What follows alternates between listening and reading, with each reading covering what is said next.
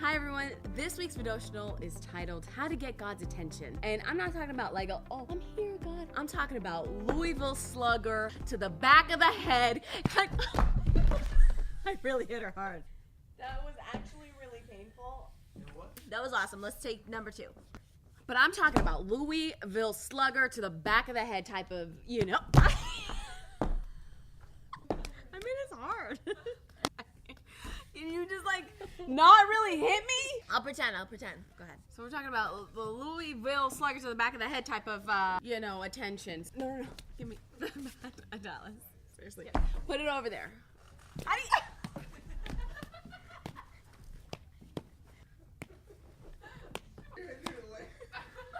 See? It wasn't even that hard. I mean, I felt the sting. I didn't hit you as hard as you my hit cerebral. As hard as you don't hit me. There's no way. We'll replay the tapes so you can hear the thud.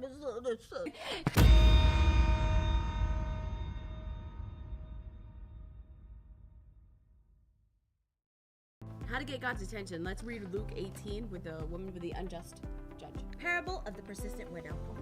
One day, Jesus told his disciples a story to show that they should always pray and never give up. There was a judge in a certain city, he said, who neither feared God nor cared about people. A widow of the city came to him repeatedly saying, "Give me justice in this dispute with my enemy." The judge ignored her for a while, but finally he said to himself, "I don't fear God or care about people, but this woman is driving me crazy. I'm going to see that she gets justice, because she's wearing me out with her constant requests." Then the Lord said, "Learn a lesson from this unjust judge. Even he rendered a just decision in the end. So don't you think God will surely give justice to his chosen people who cry out to him day and night? Will he keep putting them off? I tell you, he will grant justice to them quickly. But when the Son of Man returns, how many will he find on the earth who have faith?" When your faith says yes, God cannot say no. Jonathan Shuttlesworth. Fart. You're gonna hear, that's gonna come out loud and strong. I'm gonna have to sit on the edge of it. When your faith says yes, God won't say no. And that's one of the lessons that you can learn from this widow with the unjust judge. There are ways to get God's attention, and so we want to delve in that today. How is it that you can get God's attention? In 2 Chronicles 16:9, the word of God says, "The eyes of the Lord search the whole earth in order to strengthen those whose hearts are fully committed to him." What a fool you've been. From now on, you will be at work. But let's go back to that one. 2 Chronicles, the first part of 2 Chronicles 16:9. We'll read it again. "The eyes of the Lord search the whole earth in order to strengthen those whose hearts are fully committed to him." Another version, the ESV version, says, "For the eyes of the Lord run to and fro throughout the whole earth to give strong support to those whose hearts are blameless towards him." And so how is it that you can get God's attention when he's searching the whole world to and fro? How is it that you can get his attention and make him stop at you? The number one thing is you have to be fully committed to God. For too long,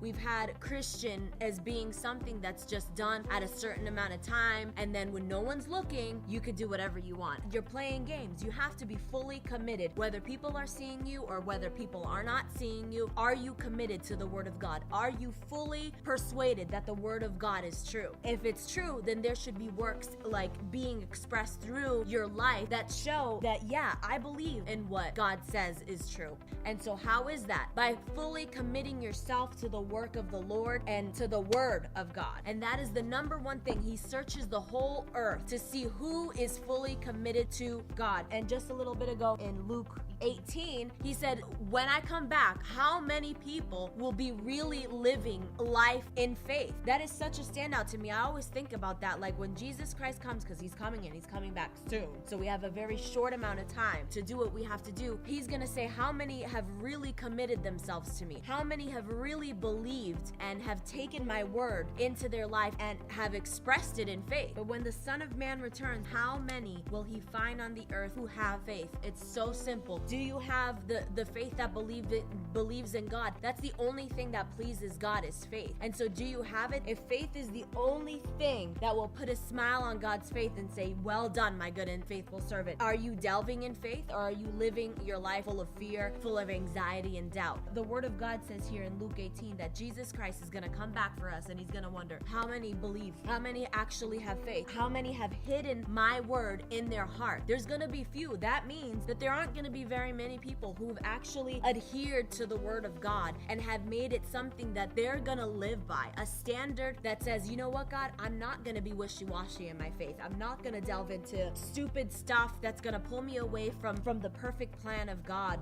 from the perfect plan you have for me, Lord. But I'm going to fully commit myself to you. And that is the number one go-to for every believer out there. If you want God to stop looking to and fro to see who's fully committed, then you have to be committed to God. You have to take your relationship with God very, very seriously. We cannot do it for you. We've said it time and time again. We can't make you love God. We can't make you love his word. We can't force you, to go to church. It's the most frustrating thing to see people get saved, have them be just absolutely radical for the Lord, and have the Lord intervene on their behalf in such a miraculous way, and then they just fade away into darkness. Because why? Because there wasn't an onus to be fully committed. When I'm fully committed to something, I'm sold out.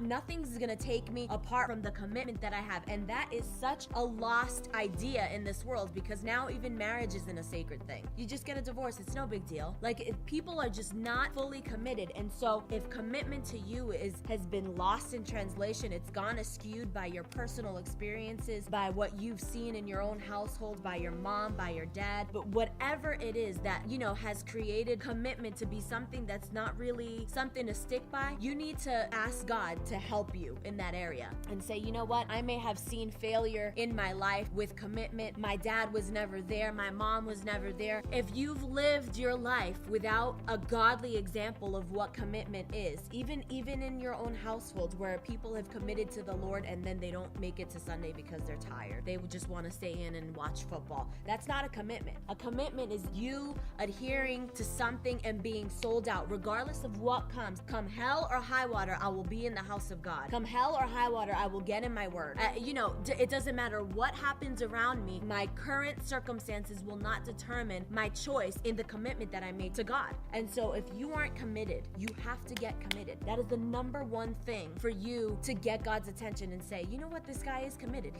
Out of all of the people that didn't want to make it to church because it's 40 degrees outside, he did. He went out there, put an extra sweater on, and he made it out. For all the people that stayed in because they didn't want to drive through the snow, he was there. I mean, God sees the commitment. People want the easy way out, but if you choose today to be committed and say, God, I'm going to be committed to you till the end, so that when Jesus Christ comes, he can see a person that's actually working in faith, that he could see a person that actually believes the word of God. On a side note, it's the most frustrating life to be wishy-washy and not committed, or just saying the 10 commandments are just multiple choice. I'm just gonna pick 3 out of the 10 that I like the best. I mean, that's how people are. Yeah. And it's such a frustrating life to live that way. So when you commit yourself and you dive in, I mean, it's like a radical night and day difference. And when you show God that you mean business, he's gonna intervene. He's gonna say, wait a minute, what's up with this girl over here doing this and fully committing to me? Literally,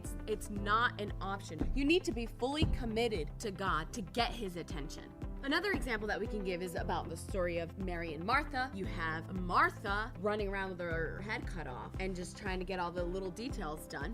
And then you have Mary that was sitting at the feet of Jesus and gleaning and asking questions. I mean, she wasn't going to move, and she knew what was going on. She knew that there was work to be done, but she sat right there and she just plunked herself right there and wasn't moving for nobody. So then Martha gets all mad. You got to be very careful with that too, especially if you're in the ministry. You could get so caught up in the details, and even if you're not in the ministry, you can kind of like live the day-to-day, the mundane, trying to get this and that done. You need to sit at the feet of Jesus. You need to spend time with the Lord, and you could set yourself apart. But what a good like visual, How did Mary get so much attention? Martha was just kind of like, Jesus, there's so much to be done. And he was like, no, you don't get it. You don't get it. What she's doing is an eternal thing. So you need to spend time doing eternal, everlasting things, not things that are, just day-to-day crappy stuff.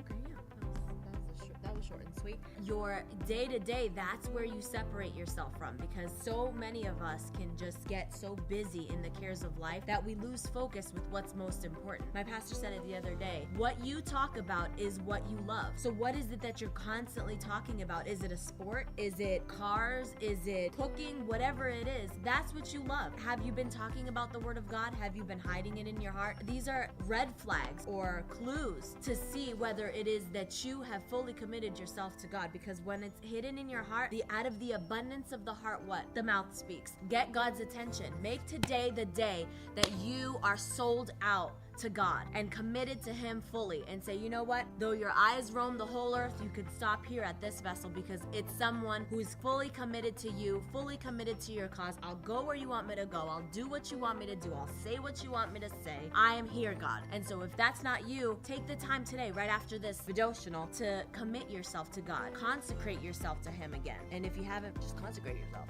Do something that's gonna invoke God's blessing and get His attention. You can do it today. God bless. Peace. Deuces. Ow!